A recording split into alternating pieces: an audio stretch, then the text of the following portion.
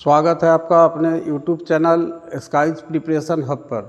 तो चलिए आज हम लोग क्लास 11th का पॉलिटिकल साइंस जो है हम लोग शुरू किए थे। इसमें एक लेक्चर हम लोग पढ़े थे और इसी का जो लेक्चर है हम इसको आगे बढ़ाएंगे पॉलिटिकल साइंस का। इसमें हम लोगों ने अध्याय 1 में राजनीतिक सिद्धांत एक परिचय को पढ़ लिए थे और इसमें हम लोग सुकरात के विषय में हम लोग पढ़े थे कि सुकरात जो है वो किसके गुरु थे, प्लेटो के, और प्लेटो जो है अरस्तु के गुरु थे और अरस्तु जो है सिकंदर के गुरु थे। और सुप 80 करके हम एक इसका कोड भी आपको लिख दिए थे कि इससे आपको सुकरात के जो गुरु चेला का, गुरु शिष्य का जो चैनल है वो आपको याद हो जाए। तो इसके वो हम लोग पढ़ लिए थे। आज हम लोग इस चैप्टर का स्टार्ट करेंगे, इसकी शुरुआत करेंगे पहला चैप्टर का, जिसका नाम है राजनीतिक सिद्धांत। राजनीतिक सिद्धांत एक परिचय। इसमें राजनीतिक सिद्धांत पॉलिटिकल थ्योरी के बारे में हम लोग पढ़ेंगे। हम लोग यह समझेंगे कि जो राजनीतिक सिद्धांत है और जो ज़मीन पर जो राजनीतिक हम लोग कार्यकलाप देखते हैं, पॉलिटिकल एक्टिविटीज़ जो देखते हैं, क्या दोनों में अंतर है या दोनों एक दूसरे पर निर्भर है, कितनी निर्भरता है, कितना राजनीतिक सिद्धांतों का पालन किया जाता है राजनीतिक क्रियाकलापों में, पॉलिटिकल एक्टिविटीज़ में। इसको हम लोग चूँकि चैप्टर का शुरुआत कर रहे हैं तो इसलिए अभी से ही आप लोग कॉन्शियस हो जाएंगे तो इसका कॉन्सेप्ट जो है पूरी तरह से आपके समझ में आ जाएगा। तो देखिए, ये जो राजनीतिक सिद्धांत है या राजनीतिक क्रियाकलाप है, एक्टिविटीज़ है, तो ये दोनों चीज़ जो है मनुष्य के लिए होता है। तो इसलिए मनुष्य मानव के लिए ही जरूरी होता है राजनीति भी और राजनीतिक क्रियाकलाप भी। तो देखिए, मनुष्य दो मामलों में अद्वितीय है। उसके पास विवेक होता है और अपनी गतिविधियों में उसे व्यक्त करने की योग्यता होती है। इसको शायद हम लोग पढ़ लिए थे, लेकिन इसको क्या करते हैं कि इसको सिर्फ रीडिंग देकर आगे बढ़ जाएंगे। उसके पास भाषा का प्रयोग और एक दूसरे से संवाद करने की क्षमता भी होती है। अन्य प्राणियों से इतर मनुष्य अपने अंतरतम भावनाओं और आकांक्षाओं को व्यक्त कर सकता है। वह जिन्हें अच्छा और वांछनीय मानता है अपने उन विचारों का साझा कर सकता है और उन पर चर्चा कर सकता है। राजनीतिक सिद्धांत की जड़ें मानव अस्मिता के इन जुड़वा पहलुओं में होती है।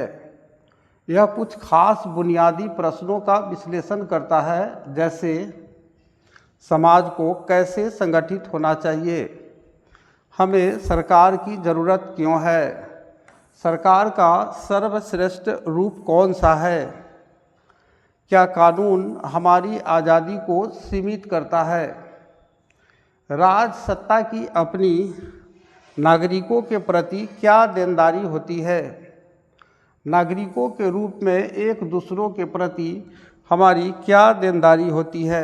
हम सिर्फ इसको रीडिंग इसलिए दे रहे हैं कि पिछले लेक्चर में हमने इसका एक्सप्लेनेशन कर चुके हैं, व्याख्या कर चुके हैं।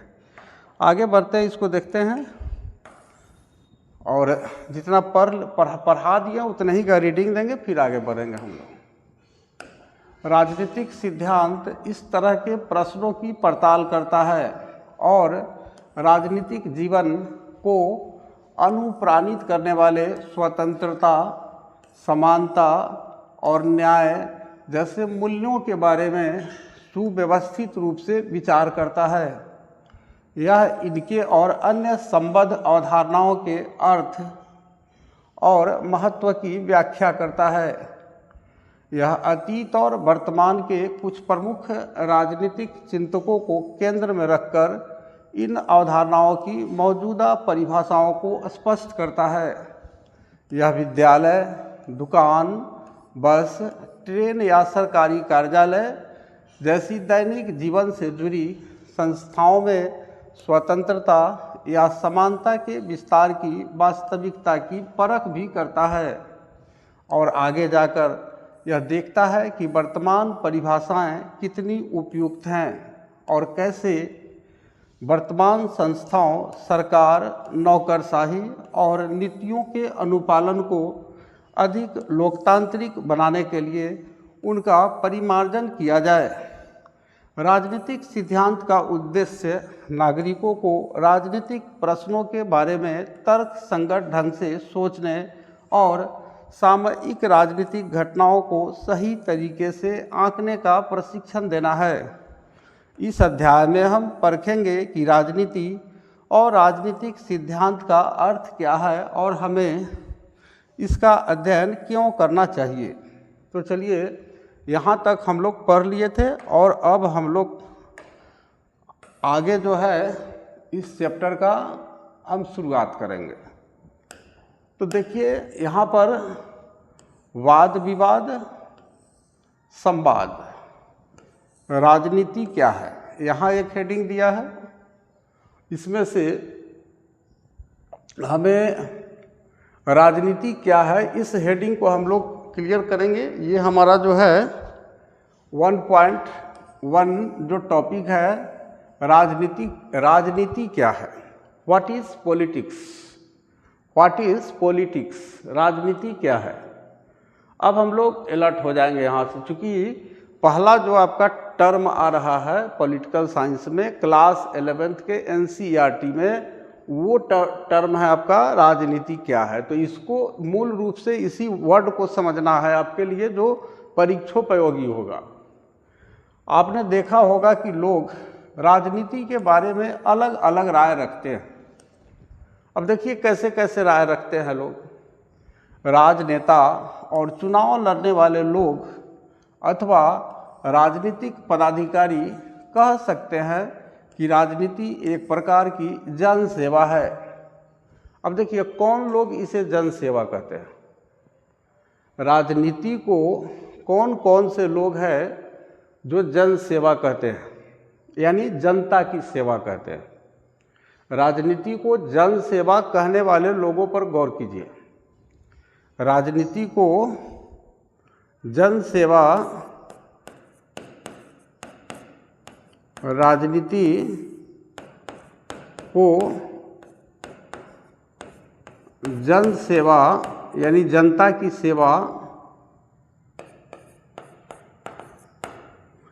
कहने वाले लोग कौन कौन है, ये देखिए। जनता की सेवा, इसको कौन कहता है, एक राजनेता कहता है। एक राजनेता यानी एक जो पॉलिटिकल लीडर है वो कहेगा, आप उससे पूछिएगा कि आप यह क्यों कर रहे हैं, तो भाई हम तो जन्म ही लिए हैं जनता का सेवा करने के लिए। तो ये एक तरह से जो राजनेता है ये इसको आपको जन सेवा कहते हैं, जनता की सेवा। और कौन से लोग हैं जो इसको सेवा कहते हैं, चुनाव लड़ने वाले लोग। देखिए इलेक्शन लड़ने वाले जो लोग हैं ये भी कहते हैं कि राजनीति क्या है, तो राजनीति एक जन सेवा। दूसरा लोग हो गए चुनाव लड़ने वाले लोग। अब देखते हैं कि और भी कोई लोग है क्या जो ये आपको इसको जन सेवा कहते हैं, जनता की सेवा कहते हैं।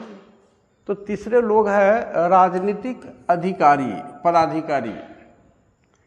तीसरे लोग हैं राजनीतिक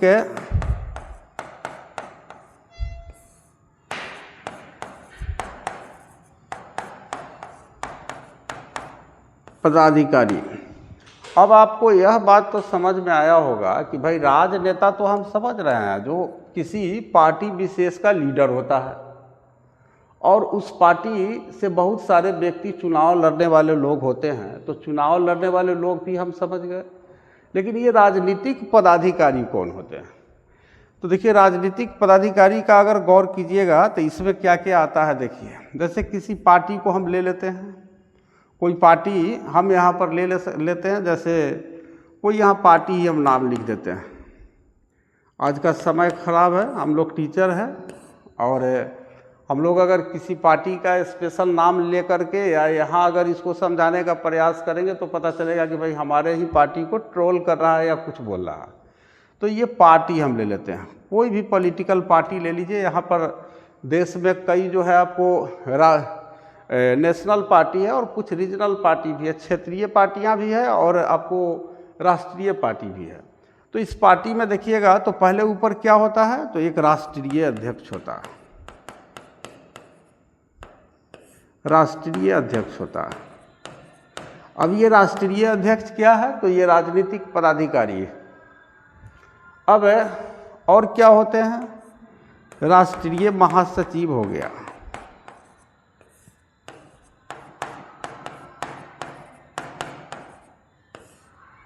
और क्या होते हैं, तो इसमें आप इसी को आप प्रदेश अध्यक्ष भी ले सकते हैं।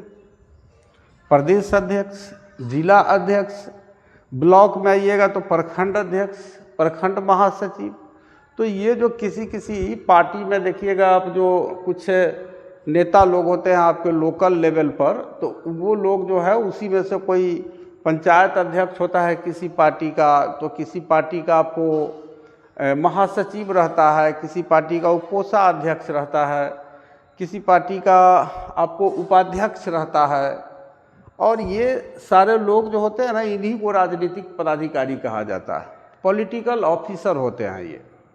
तो इस तरह से देखिए ऊपर ये तीन लोग जो है ये कहते हैं कि राजनीति क्या है, तो राजनीति एक सेवा।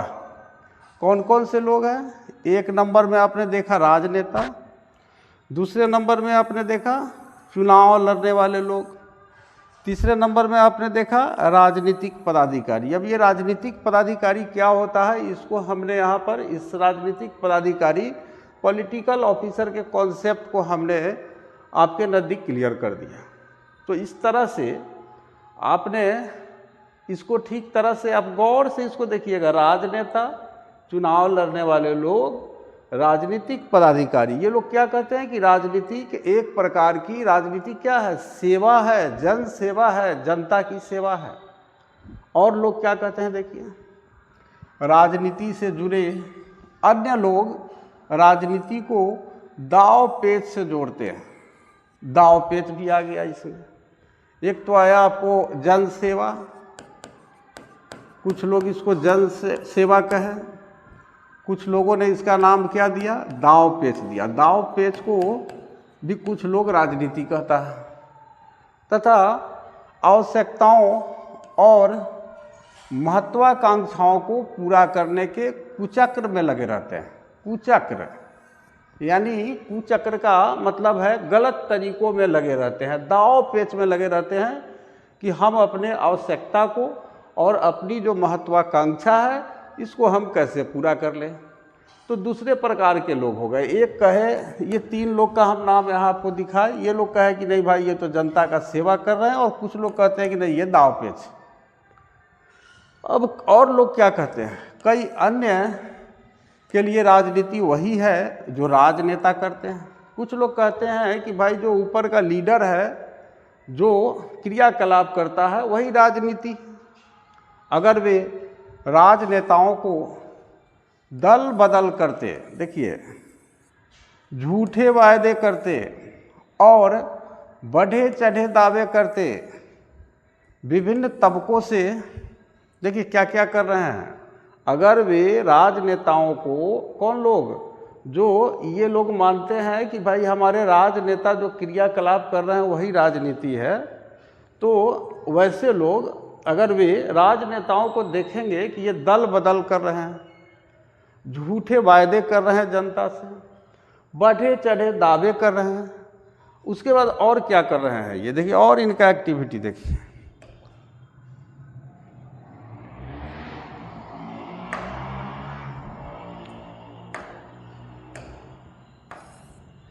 ये और एक्टिविटी हम लोग इसका देखते हैं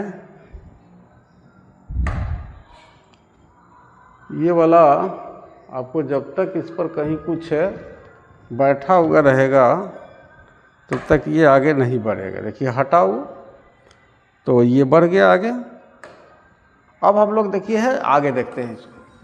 कुछ लोगों को देखिए आप, ये पिछला वाला स्लाइड है, इस पर हम लोगों को, आप लोगों को भी अगर यूट्यूब वगैरह पर देखिएगा तो आपको यहाँ से आप ये बैक जा कर के यहाँ से हम लोग देख सकते हैं। लेकिन यहाँ देखिए, यहाँ पर वहाँ तक हम लोग देख लिए थे। विभिन्न तबकों से जोड़ तोड़ करते हैं।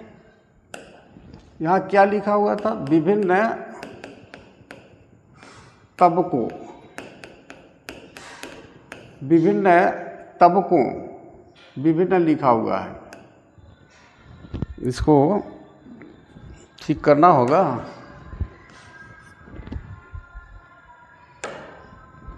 यहाँ लिखा हुआ था विभिन्न,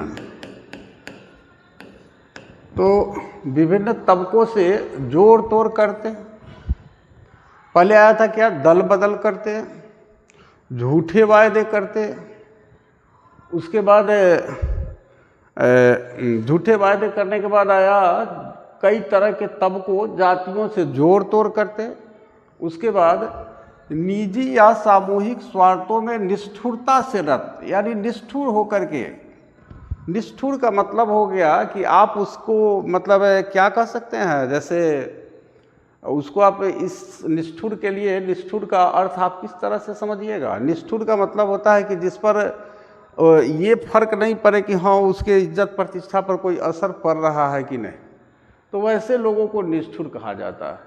तो अपने निजी या सामूहिक स्वार्थों में निष्ठुरता से रत, यानी बिल्कुल शामिल है उसमें, और घृणित रूप में हिंसा पर उतारू होते देखते हैं जब ये लोग, तो वे राजनीति का संबंध घोटालों से जोड़ते हैं। जब ये अपने राजनेता को देखते हैं कि ये झूठे वायदे कर रहे हैं, दल बदल कर रहे हैं, विभिन्न तबकों से जोड़ तोड़ कर रहे हैं, निजी या सामूहिक स्वार्थों में निष्ठुरता से रत है, अपने पर्सनल स्वार्थ में, और घृणित रूप में हिंसा पर उतारू है, मर्डर पर ही उतारू है, तो वे राजनीति का संबंध घोटालों से जोड़ने लगते हैं लोग। इस तरह की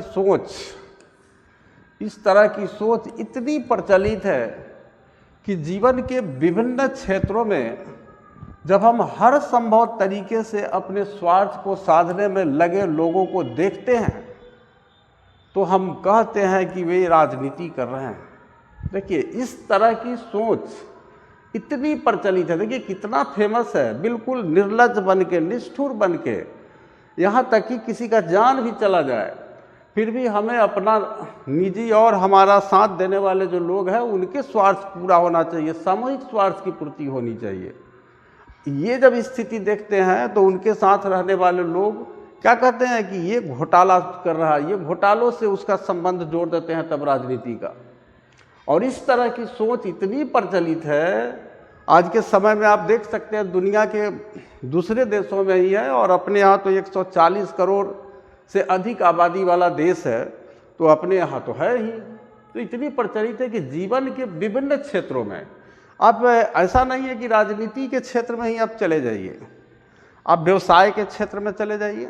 किसी का जान चला जाए, वो जहरीले सामान को बेच करके वो कैसे भी चाहेंगे कि भाई हम अपने निजी स्वार्थ को पूरा करें, और जो लोग हमसे जुड़े हुए हैं यानी सामूहिक जो स्वार्थ है, उनके समूह का जो स्वार्थ है उसको पूरा करें।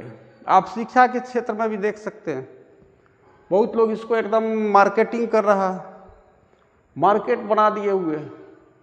तो इस तरह से आप देखिएगा नौकरी वगैरह में क्वेश्चन पेपर वगैरह आउट हो जाना, तो एक दूसरा क्षेत्र हो गया। अब एडमिनिस्ट्रेशन, पुलिस प्रशासन, ये समय भी देखिएगा, यानी कई क्षेत्रों की बात हो रही है। जीवन के विभिन्न क्षेत्रों में जब हम हर संभव तरीका से, किसी भी तरीका से अपने स्वार्थ को साधने में लगे लोगों को देखते हैं तो हम कहते हैं कि ये क्या कर रहा है? राजनीति कर रहा है। तो देखिए एक और राजनीति क्या है, ये आ गया। यदि हम एक क्रिकेटर को टीम में बने रहने के लिए जोड़ तोड़ करते या किसी सहपाठी को अपने पिता की हैसियत का उपयोग करते अथवा दफ्तर में किसी सहकर्मी को बिना सोचे समझे बॉस की हाँ में हाँ मिलाते देखते हैं तो हम कहते हैं कि वह गंदी राजनीति कर रहा है। देखिए, राजनीति के साथ एक वर्ड आ गया, डर्टी पॉलिटिक्स। आपको अभी तक राजनीति थोड़ा सा ठीक ठाक था, लेकिन अब इसमें गंदी शब्द जुड़ गया, यानी डर्टी पॉलिटिक्स की बात आ गई।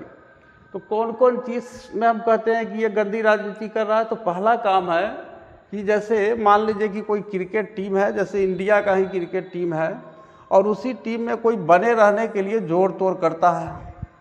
अब इसी का कोई चेयरमैन होगा, ऊपर BCCI होगा, तो उसका अगर चेयरमैन के साथ अपना ये जोड़ तोड़ कर रहा है कि भाई हमको इस इंडियन क्रिकेट टीम में बने रहने दीजिए, क्योंकि बने रहने से क्या लाभ होगा उनको? तो उनका एक सैलरी जो है इंडियन क्रिकेट टीम में जो लोग खेलते हैं नेशनल क्रिकेट, तो उनके अच्छी खासी पैकेज होते हैं उनके साल के, और फैसिलिटीज़ होते हैं उनको, तो वो सारे फैसिलिटीज़ भी तो मिलते रहते हैं ना। तो ये जोड़ तोड़ करके अगर चाहते हैं कोई कि हम क्रिकेट टीम में शामिल रहे, तो क्या कहेंगे कि ये गंदी राजनीति कर रहा है। अब अपने दोस्तों के बीच आइए, किसी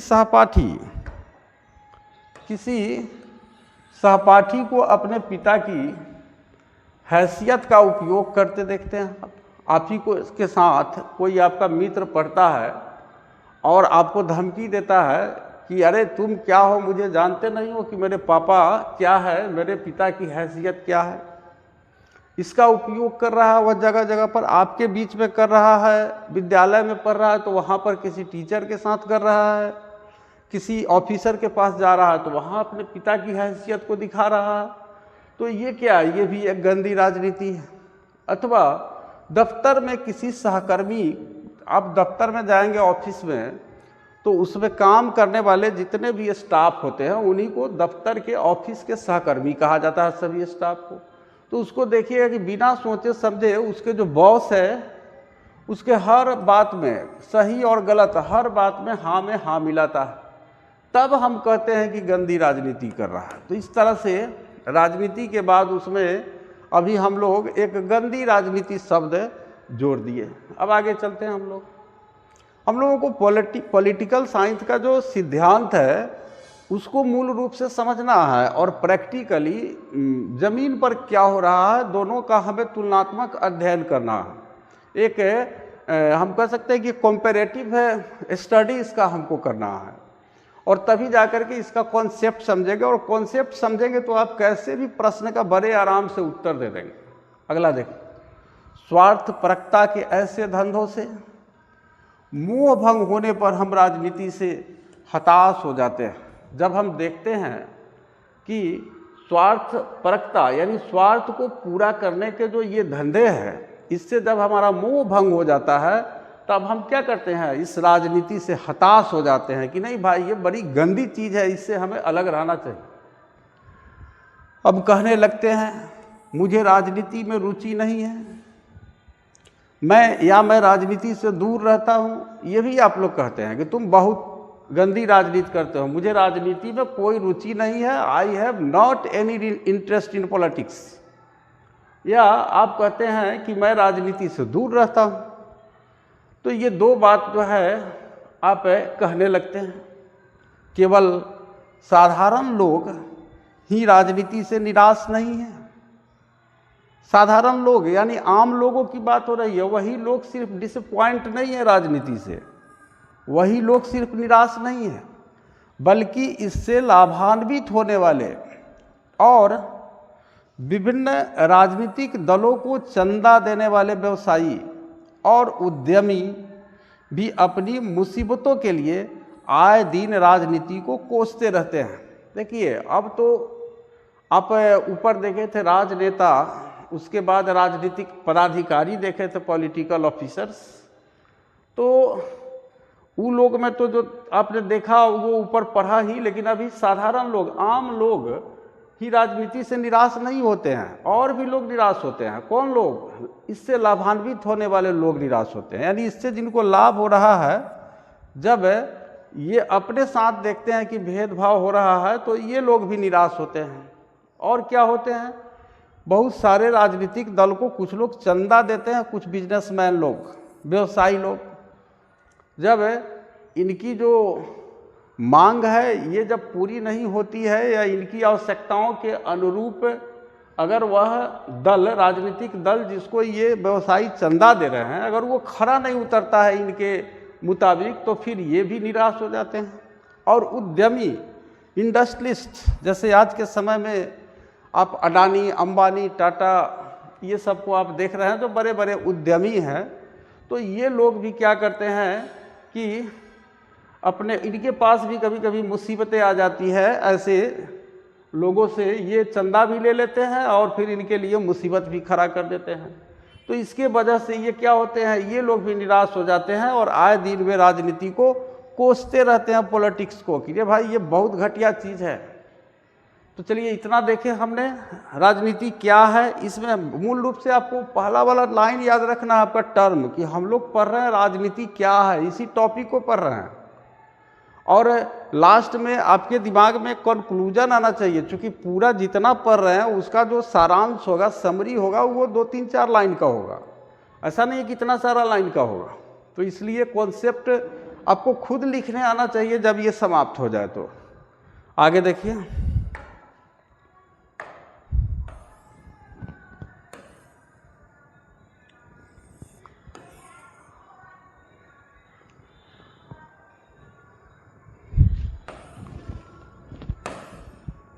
ये आ रहा है आपका यहाँ तक। ये सब फर्स्ट पार्ट का ही है, पोर्शन है, कहाँ तक जाएगा उसको हम लोग देख रहे थे। अब कहाँ बैठ गया, यहाँ बैठ गया, देखिए ये बैठ गया, ये बैठ गया।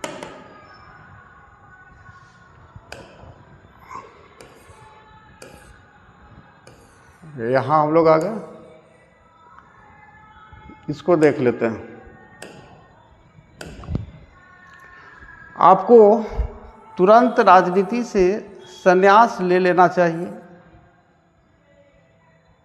यहाँ पर Times of India, R K. Laxman, ये आर.के. लक्ष्मण जो टाइम्स ऑफ इंडिया के हैं, ये कह रहे हैं, ये इनका क्या कहना, इन्होंने एक पिक्चर डाला है, एक कह सकते हैं कि इसको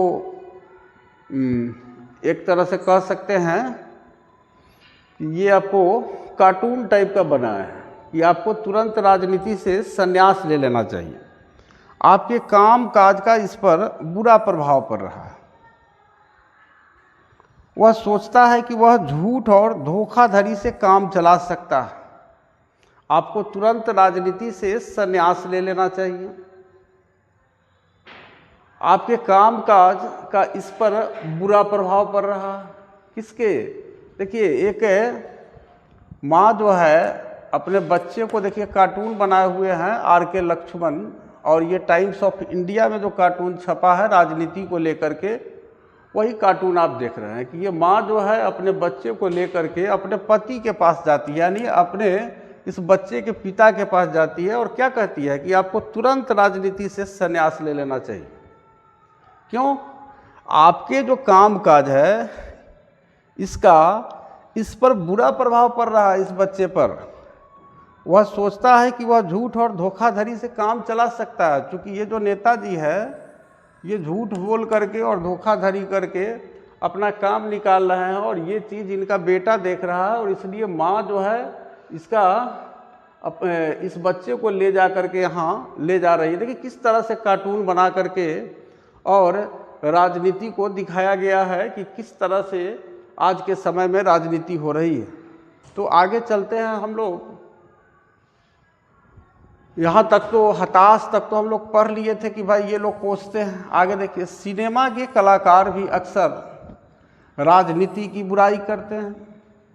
यह अलग बात है कि जैसे हैं ही वे इस खेल में सम्मिलित होते हैं, वैसे ही वे अपने को इस खेल की ज़रूरतों के अनुसार क्या करते हैं, ढाल लेते हैं। देखिए सिनेमा के कलाकार, ये आपको जो हीरो वगैरह होते हैं जो फिल्म में काम करते हैं, इनको देखिएगा कि फिल्म में जब रहेंगे ना तो एकदम बॉक्सिंग वगैरह करके या लीडर को भ्रष्ट ऑफिसर को गोली मार के अब पूरा क्रांतिकारी की तरह अपने आप को पेश करते हैं। लेकिन जब वे इसी खेल में शामिल जब होते हैं हुए हीरो लोग, सिनेमा के कलाकार, तो वैसे ही अपने को इस खेल की ज़रूरतों के अनुसार ढाल लेते हैं ये हीरो लोग। इस प्रकार हमारा सामना राजनीति की परस्पर विरोधी छवियों से होता है। परस्पर विरोधी छवि, एक तरफ कलाकार सिनेमा में एक नेता को अपमानित कर रहा है, उससे लड़ाई लड़ रहा है, उसको खलनायक बना रहा है, और तो दोनों क्या हुआ, एक दूसरे का विरोधी हुआ।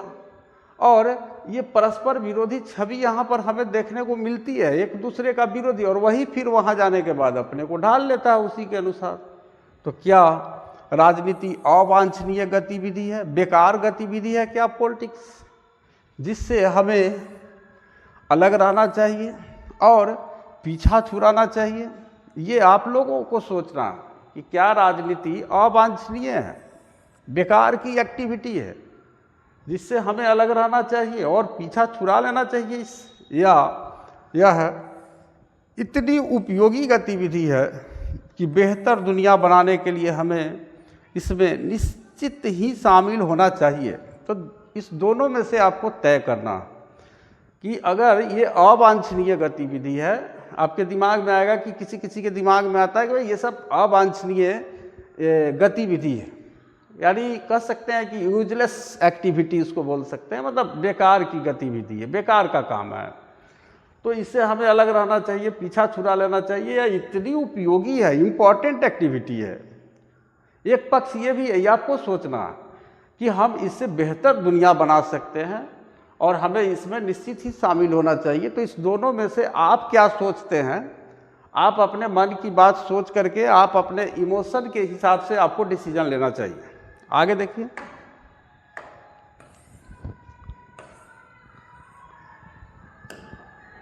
यह दुर्भाग्यपूर्ण है कि राजनीति का संबंध किसी भी तरीके से निजी स्वार्थ साधने के धंधे से जुड़ गया है। ये बहुत बड़ा बैड लक है। राजनीतिक सिद्धांत की स्थापना इसलिए नहीं की गई है कि हम धोखाधड़ी करें या लोगों को हम परेशान करें, लेकिन ये दुर्भाग्य की बात है कि राजनीति का संबंध किसी भी तरीके से निजी स्वार्थ को साधने के धंधे से जुड़ गया है। किसी भी तरीके से निजी स्वार्थ को साध लेना, इस चीज़ से राजनीति का संबंध जुड़ गया है। हमें समझने की ज़रूरत है कि राजनीति किसी भी समाज का महत्वपूर्ण और अविभाज्य अंग है। किसी भी समाज के लिए एक इम्पॉर्टेंट ऑर्गन है पॉलिटिक्स, ये हमें समझना चाहिए। इस राजनीति के बिना किसी भी समाज का निर्माण नहीं हो सकता है, तो महत्वपूर्ण है और अविभाज्य अंग है, यानी हम इसको समाज से अलग नहीं कर सकते हैं राजनीति को। महात्मा गांधी ने एक बार टिप्पणी की थी कि राजनीति ने हमें सांप की कुंडली की तरह जकड़ रखा है। सांप जिस तरह से आप देखिएगा कि कुंडली बना करके आपको, जैसे अजगर वगैरह को देखिएगा तो कुंडली बना करके जकड़ लेता है, तो उसी तरह से राजनीति पर इन्होंने टिप्पणी किया है। महात्मा गांधी ने एक टिप्पणी को हम कमेंट किया है। इन्होंने क्या किया है पॉलिटिक्स पर कमेंट, गांधी जी ने, कि राजनीति ने हमें सांप की कुंडली की तरह जकड़ रखा है और इससे जूझने के सिवाय कोई अन्य रास्ता नहीं है। आपसे पूछ देगा पॉलिटिकल साइंस में क्वेश्चन, और सिविल सर्विसेज के एग्जाम में भी पूछ देगा पॉलिटिकल साइंस से कि निम्नलिखित में से किसने कहा है राजनीति ने हमें सांप की कुंडली की तरह जकड़ रखा है और इससे जूझने के सिवाय कोई अन्य रास्ता नहीं है। ये बात किसने कहा है? तो महात्मा गांधी ने ये टिप्पणी किया है। ये लाइन बहुत ही इम्पोर्टेंट है, इसको बिल्कुल हाईलाइट कर लीजिए। ये आपको किसी भी एग्ज़ाम में के लिए बहुत ही इम्पोर्टेंट हो सकता है। ये वाला, ये यहाँ से यहाँ तक ये इम्पोर्टेंट हो सकता है, इससे प्रश्न बन सकता है। आगे देखिए, राजनीतिक संगठन और सामूहिक निर्णय के किसी ढांचे के बगैर कोई भी समाज जिंदा नहीं रह सकता। अगर किसी समाज में पॉलिटिकल ऑर्गेनाइजेशन नहीं है, राजनीतिक संगठन नहीं है और कोई समाज सामूहिक रूप से एक साथ बैठकर अगर किसी सामाजिक विषय पर निर्णय नहीं लेता है तो कोई भी समाज जिंदा नहीं रह सकता है। तो सामूहिक निर्णय और राजनीतिक संगठन, ये दोनों जो ढांचा है, इसके बगैर कोई भी समाज जिंदा नहीं रह सकता है। किसी भी सोसाइटी की बात हो रही, जो समाज अपने अस्तित्व को बचाए रखना चाहता है उसके लिए अपने सदस्यों की विविध ज़रूरतों और हितों का ख्याल रखना आवश्यक होता है। यदि आप चाहते हैं कि अपने समाज के अस्तित्व को हम बचाए रखें तो उसके लिए अपने समाज के जितने भी सदस्य होंगे उनकी जो विविध ज़रूरतें हैं, विभिन्न प्रकार की ज़रूरतें हैं, शिक्षा है, स्वास्थ्य है, सड़क है, बिजली है, बहुत सारी जो ज़रूरतें हैं और उनके जो हित है, रोजगार है, इसका ख्याल रखना आवश्यक है। परिवार, उसके बाद जनजाति उसको कहा जाएगा जो किसी एक स्थान पर नहीं रहते हैं, लेकिन आज के समय में कुछ ऐसी जनजातियां हैं जो अस्थायी रूप से निवास करती है।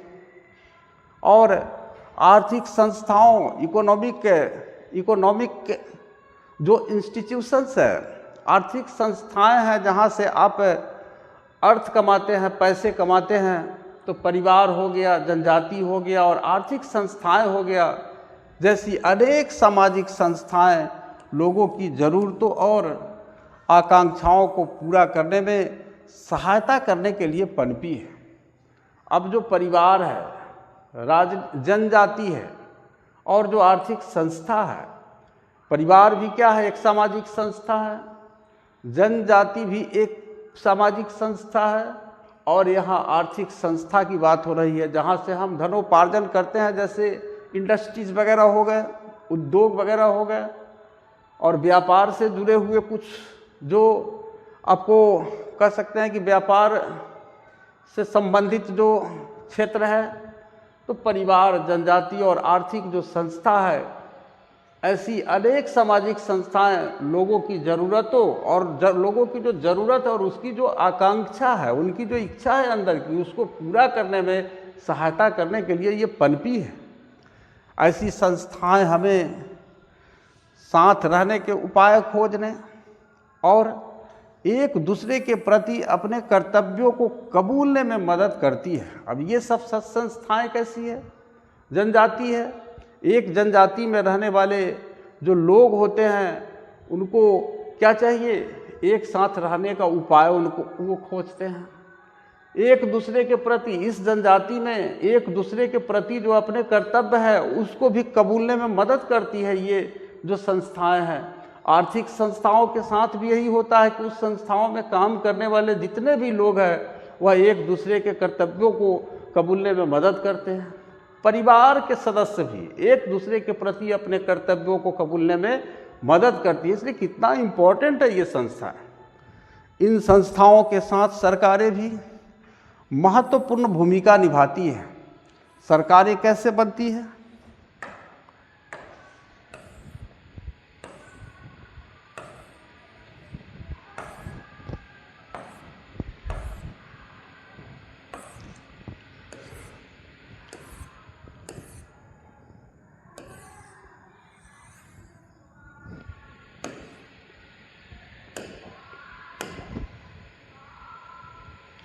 और कैसे कार्य करती है, यह राजनीति में दर्शाने वाली महत्वपूर्ण बातें हैं। ये बहुत ही आपको जो पॉलिटिक्स है इसमें ये दर्शाने वाली इम्पोर्टेंट बात है कि आखिर सरकारें कैसे बनती है। आओ अखबार बाँचे, वे कौन से मुद्दे हैं जो समाचारों के प्रमुख शीर्षकों के रूप में छाए हुए हैं? क्या आपको लगता है कि आपके लिए उनकी कोई प्रासंगिकता है? लेकिन राजनीति सरकार के कार्यकलापों तक ही सीमित नहीं होती है। पॉलिटिक्स सिर्फ सरकार के एक्टिविटी तक ही सीमित नहीं है। दरअसल सरकारें जो भी करती है वह प्रासंगिक होता है, क्योंकि वह लोगों के जीवन को भिन्न भिन्न तरीकों से प्रभावित करता है। जो कार्य भी सरकार करती है वह भिन्न भिन्न तरीक़ों से लोगों पर प्रभाव डालती है। हम देखते हैं कि सरकारें हमारी आर्थिक नीति, विदेश नीति, economic policy and foreign policy और शिक्षा नीति, एजुकेशन पॉलिसी, इकोनॉमिक पॉलिसी, विदेश नीति यानी फॉरेन पॉलिसी, विदेशों के साथ किस प्रकार का हमें संबंध रखना है, उसके बाद हमारी शिक्षा नीति कैसी होनी चाहिए, एजुकेशन पॉलिसी मेरा कैसा होना चाहिए, आर्थिक नीति हमारी जो इकोनॉमिक पॉलिसी है कैसी होनी चाहिए, क्या वह जन सामान्य आम लोगों के लिए ये सब चीज़ महत्वपूर्ण होनी चाहिए। तो इन सारे चीज़ों को हमारी सरकारें क्या करती है, ये निर्धारित करती है, ये निर्धारित करती है। तो इस तरह से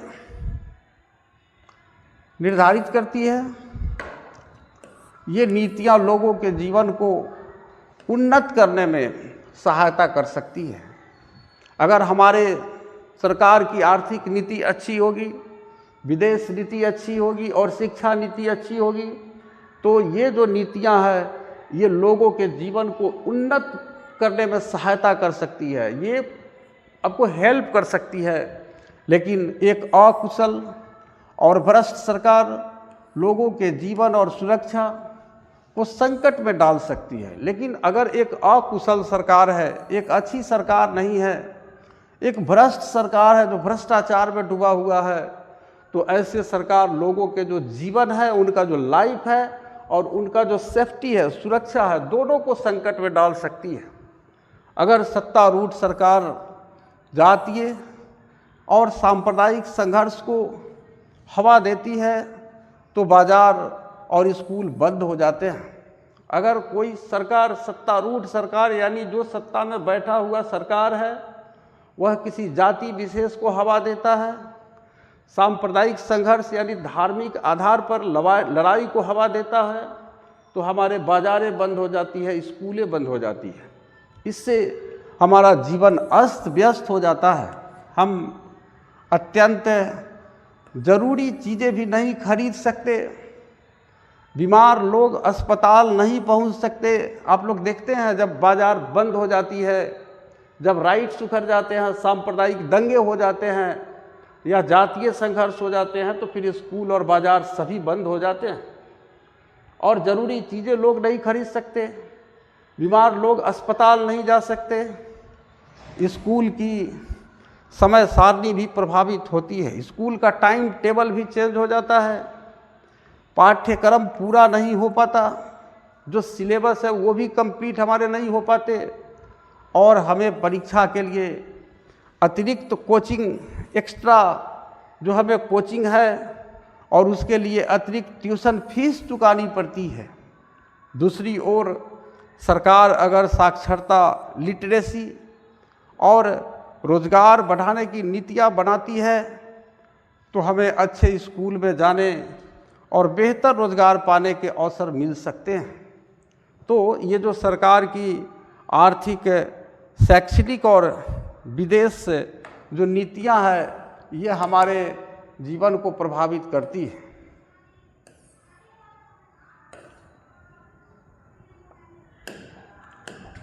चूँकि सरकार की कार्रवाइयों का हम पर गहरा असर पड़ता है, हम सरकार के कामों में खूब दिलचस्पी लेते हैं। जो सरकारी कार्य होते हैं उसमें हम लोग खूब दिलचस्पी लेते हैं, खूब रुचि लेते हैं। हम लोगों को देखते हैं कि विद्यालय में भी जैसे कभी फ़ोटो बनाना है, कभी आपको चुनाव के प्रचार के लिए हमें एक मानव श्रृंखला बनाना है या रैली वगैरह निकालना है, प्रभात फेरी निकालना है, तो ये सरकार के कामों में खूब दिलचस्पी हमें रहती है। और चूँकि इसका हमारे ऊपर गहरा असर पड़ता है, हम संस्थाएं बनाते हैं और अपनी मांगें जोड़ने के लिए प्रचार अभियान चलाते हैं। हम अपना एक इंस्टीट्यूशन बनाते हैं, एक संस्था बनाते हैं, एक संगठन बनाते हैं और अपनी मांग को जोड़ने के लिए प्रचार करते हैं। लोगों के बीच हम दूसरों से बातचीत करते हैं और सरकार के निर्धारित लक्ष्यों को आकार देने का प्रयास करते हैं। गवर्नमेंट जो लक्ष्य निर्धारित करती है उसको एक आकार देने का हम प्रयास करते हैं। जब हम सरकार की नीतियों से असहमत होते हैं तो हम विरोध करते हैं, अपोज करते हैं और वर्तमान कानून को बदलने के लिए अपनी सरकारों को राजी करने हेतु प्रदर्शन आयोजित करते हैं, धरना प्रदर्शन वगैरह हम लोग करते हैं, बंद वगैरह करते हैं कि भाई इस वर्तमान कानून को आप बदल दो, हम इससे सहमत नहीं हैं। हम अपने प्रतिनिधियों की गतिविधियों पर जोश के साथ वाद विवाद और विचार विमर्श करते हैं कि भ्रष्टाचार बढ़ा है या घटा है। जो हमारे प्रतिनिधि होते हैं, यानी प्रतिनिधि उन्हें कहा जाता है जिसे जनता चुन कर भेजती है, जैसे विधानसभा सदस्य, लोकसभा सदस्य, विधान परिषद के सदस्य, मुखिया, सरपंच, ये सभी क्या है? प्रतिनिधि है। या हमारा कोई संगठन है तो उस संगठन के शीर्ष पर बैठा हुआ जो व्यक्ति है, संगठन का जो अध्यक्ष है, महासचिव है, वे भी हमारे प्रतिनिधि है। तो हम अपने प्रतिनिधियों की गतिविधि जो होती है, उनकी एक्टिविटी, उस पर जोश के साथ वाद विवाद करते हैं। बहुत बोल्ड आवाज़ में हम लोग क्या करते हैं? डिबेट करते हैं, एक जगह खड़ा होकर वाद विवाद करते हैं और विचार विमर्श करते हैं आपस में कि अभी भ्रष्टाचार बढ़ा है या घटा है। हम पूछते हैं कि क्या भ्रष्टाचार को जड़ से मिटाया जा सकता है? हम अपने संगठन में इस बात को रखते हैं प्रतिनिधियों के बीच, क्या किसी खास समूह के लिए आरक्षण न्याय संगत है या नहीं? किसी को आरक्षण भी हम देते हैं, उनकी आर्थिक स्थिति, उनकी सामाजिक स्थिति जब कमज़ोर होती है तो हम उसे आरक्षण देते हैं और उसे देखते हैं कि क्या ये न्याय संगत है। हम यह समझने का प्रयास करते हैं कि क्यों कोई पार्टी और नेता चुनाव जीतते हैं, इसको भी समझने का प्रयास करते हैं कि कोई पार्टी चुनाव क्यों जीतती है और कोई नेता चुनाव क्यों जीतता है। इस तरीके से हम मौजूदा अर्थव्यवस्था, अव्यवस्था, इस तरीके से हम मौजूदा अव्यवस्था और पतन के तर्क संगत कारण तलाशते हैं। जो अव्यवस्था आती है या जो पतन होता है, डिक्लीन करता है कोई चीज़, तो उसके कारण को हम लोग तलाशते हैं कि आखिर क्यों पतन हो गया किसी का और क्यों अव्यवस्था फैल गई, और एक बेहतर दुनिया रचने की आकांक्षा करते हैं। और हम अपने दिल में ये सपना संजो कर रखते हैं, एक आकांक्षा रखते हैं कि हम एक बेहतर दुनिया का निर्माण कैसे करेंगे। और आगे देखिए, ये